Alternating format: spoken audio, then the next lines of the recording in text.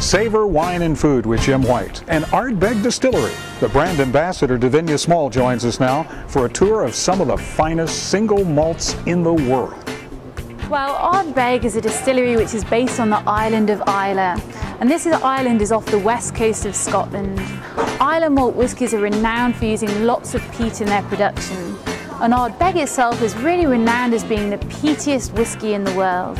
Certainly of the regular whiskies available, we use the largest quantities of peat in our oven and we burn it for the longest amounts of time. So it really results in a very smoky, very peaty character. So the first whisky we have to try is Ardbeg 10-year-old.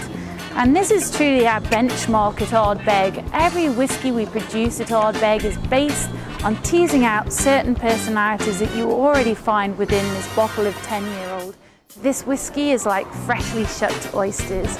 You get the Atlantic Ocean in here, the salty seaweed, and the reason why is because our barrels, they actually mature right next to the Atlantic Ocean. So they really do breathe in that lovely atmosphere of the Atlantic sea air, and you really do find it in every glass of Ardbeg.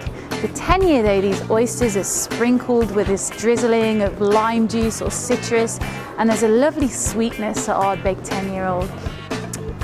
Fabulous. So the next whisky we'll introduce you to is Ardbeg Uigeadail. And the name itself comes from our water source at the distillery. Loch Uigeadail is where all of the water comes from in the production of Ardbeg.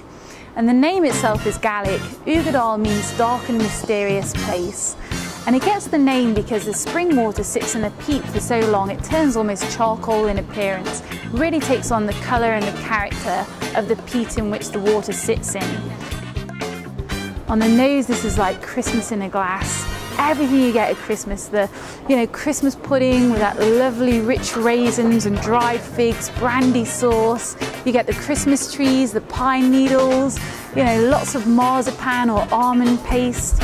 And this is a wonderful whisky. So much complexity, each sip is quite different to the previous. So the next whisky to introduce you to is the Beast or the 1990. And this whisky is 100% 1990 distillation, and its bottles, it was actually filled in 2007, this particular whisky. So this is 17 years old. And this one, as you would expect, is an older whisky. You definitely get more influence coming from the cask that it's sat in. This is less than 5% sherry cask, the rest is bourbon cask. So you'll definitely expect to get more influence from the barrel in here, and to nose it, definitely teases out more of this oaky nuttiness on the nose. It's like walking into an ice cream parlour. It's got to be melted ice cream because there's a real warmth coming to the nose, but lots of this praline and cream, cookie dough, there's raspberry ripple in here, and certainly there's a hint of mint and perhaps some pepper coming through as well on the nose. Sadly, we only have enough of this left in the US for another year, and then it will disappear. And in fact, the US is the only country that has any of this left. So I have to introduce you also to Corrib Reckon. This is the newest expression of Ardbeg. This will become part of the core range for a limited amount of time and will actually take the place of the Beast once it's run out. But it is available now, and this one is really inspired by the Corrib Reckon whirlpool, which is just north of the island of Islay. And it's actually the world's second largest whirlpool, it's Europe's largest, and it's really an inspiration for this whisky because there's so much depth to this whisky that, like the whirlpool itself, it really is a torrent of aromas and flavours. And the heart of this whisky is made from new French oak casks.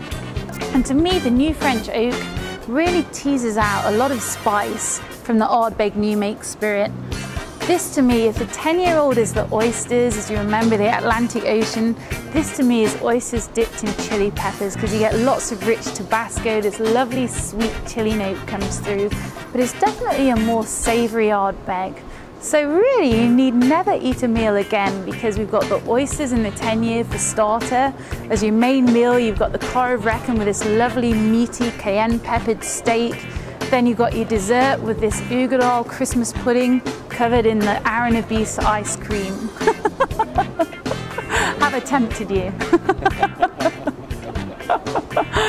So there we have Ardbeg in a nutshell. Thanks, Davinia. And thank you for joining us on Savor Wine and Food. I'm Jim White.